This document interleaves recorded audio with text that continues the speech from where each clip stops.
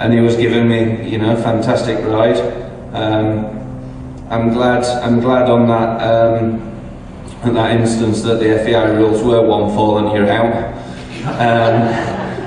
I'd have got back on if I was awake, but I woke up in the helicopter, and my first reaction when I woke up, there was a real pretty nurse. And I opened one eye and I thought, oh, no. I said to her, I guess this means I didn't win. She said, that's right, sir. Can you keep calm and keep as still as you possibly can? I said, why, am I smashed a bit? She went, we think so, sir. Oh, shit. What are the chances of me show jumping the other horse tomorrow? We don't know that at this point in time, sir. Anyway, obviously, my first lift in a helicopter as well, I wasn't quite planning it like that.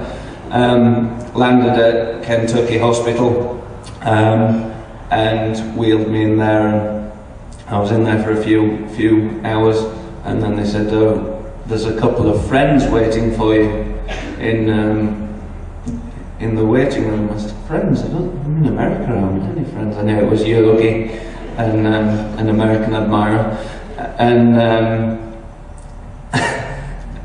Yogi's very diplomatic, and I said, what happened, Yogi? He went, I don't think you had the best stride. I said, 250 grand, and I fucking missed.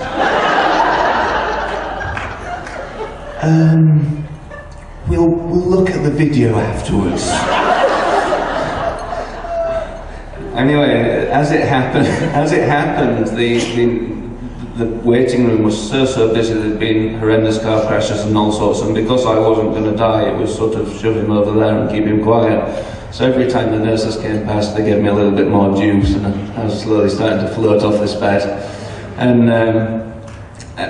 in the end, they said, right, you've got to wait till our next shift goes away, but you're all clear. We've looked at the x-rays and we've looked at the scans, and you're all alright. I've broken lots of bones in the past and I didn't feel too good, so I just quietly said to Yogi, they think I'm alright, but I'm not sure. I said, I'm quite willing to show jump tomorrow, you know, because I have this thing in my head, I'm getting back there, I've got to get back on and sort myself out and stop being messing about. You know, obviously bribing William Foxpit to have 6 fences down wasn't crossing my mind. And I'm starting to convince Yogi, and this goes on and on and on, and he said, but they say you're alright. And I said, well, actually I'm starting to feel better now, because Yogi's always concerned, especially about me for some reason. And so in the end, I've talked myself out getting out of bed, and I'm sort of a little bit, I'm sure I've broken something, but the doctors say I haven't, or the juniors say I haven't, so I haven't. On we go to the event. And just before we walked out the door, after I'd signed all the papers that I needed to sign, with various names of other people, I was about to leave, and apparently they'd changed the shift, and what happens at the end of each shift is that the new doctors that are in, check the last lot of x-rays, and unfortunately I was one of the last of x-rays, and they said, who's this guy? And the junior said, oh, he's just over there, he's just signing out, he isn't going anywhere. And they'd actually missed 7 breaks. Good to know your guys' hospitals are good over here, anyway.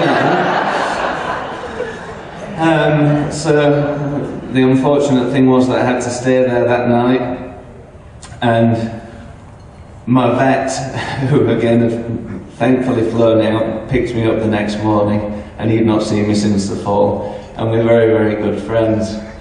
He comes in, he says, well, he started giggling as I was putting my shirt on like this.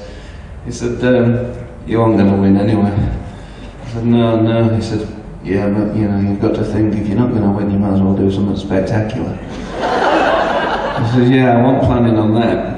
Anyway, he said, the other funny thing is that they don't know whether you're alright or not at the event yet. The press has shut down, no one will talk about you, you know, there is a possibility you're still dead. He said, we could have real fun with this. He said, the other horrible thing is, and you don't want to see it, you're on the front cover of every newspaper in the area. I said, wow, that's great. He said, I came out of my room and I saw, who the hell's that on the front cover? What a mess. He said, it was you. So I've become more famous for falling off than winning badminton and Berlin. Anyway, from that, I got myself home. Obviously, my mother was hysterical. She hadn't come out. She was watching it live on the internet. And she'd seen the covers go up around me, which wasn't possibly the nicest experience for her. She's definitely gone off that FEI TV anyway. And things since then have been fine. We've got the business going again, everything's rocking and rolling, but the good things that came out of the fall in Kentucky was a commission on air jackets. This old 93 grand's worth the week of badminton. The thing that's been great is because of Kentucky and me coming to try and win the Rolex Grand Slam, Yogi decided that I ought to have these PR guys come and speak to me, because he didn't really want the whole weight of the sport resting on Marmaduke's shoulders. So he decided that he was going to employ a couple of guys, or I was going to employ a couple of guys to come and talk to me about interviewing and things like that. As you can see, it's not worked. But the good thing is that they've taught me lots of things about the business. I've got a website now, which I was computer illiterate and I still pretty much am. I employ a secretary to look after that. I've got 7,500 followers on Facebook and Twitter, which again is just a wonderful thing for the business. I've got a members club, I don't know how many's in that, but that's a certain amount, £15 to become a Oliver Townend member, which is a bit strange that people want to do that, but they keep joining, which is great.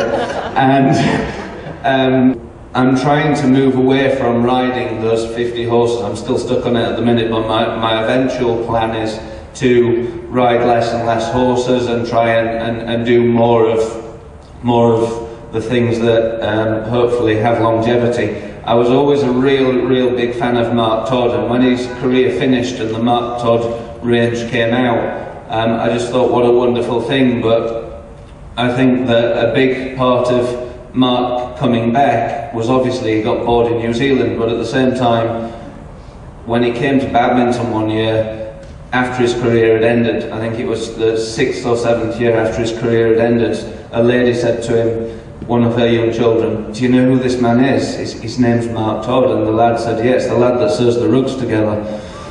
And I think that was a real eye-opener for Mark. Mark's a very good friend, and that was a real horrible kick in the guts for Mark, although he laughed at the time. And I think that's what's kick-started him again to realise that once you're out of the sport, you can disappear very quickly, especially with our sport and the nature of it, and the longevity or not, as the case may be, of our careers.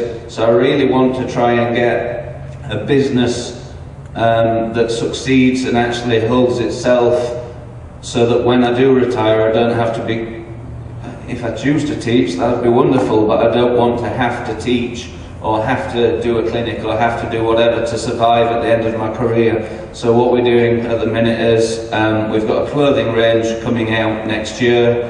I've got a stud going on a separate farm, so we've got 60 horses in that already, so we've got just under 50 at home, we've got 60 on another property that we're renting. We've got all sorts of things like that. We've got, the lads absolutely took the mick out of me for this, but I did a calendar. The lads were taking the mick until the day of which it was released, when the company had done such a great job, and we just sold just under 550 calendars in the first day at £10 each. So they stopped laughing at me after that. But it's just in my mind, my heroes, apart from being Mark Todd and Marcus Enning and the Whitakers and the fantastic horse people, are business people. And I really, you know, I've learned the hard way, but money gives you choice. I wasn't born with sort of rich parents, and hopefully I'm living proof to anybody out there that's struggling, or anybody out there that's questioning whether they can do it, that you don't have to be from a privileged background or an overprivileged background to enjoy the sport, be successful in the sport. But at the same time, you know, my heroes are business guys like Alan Sugar and Richard Branson, and I just try and model my business as much as possible on people getting drawn into liking the person behind the wins, the person behind the clothes, the person that's brave enough to do a bit of a calendar. So hopefully you've been drawn in. Thank you very much for listening, and who knows where horses will take us. Thank you.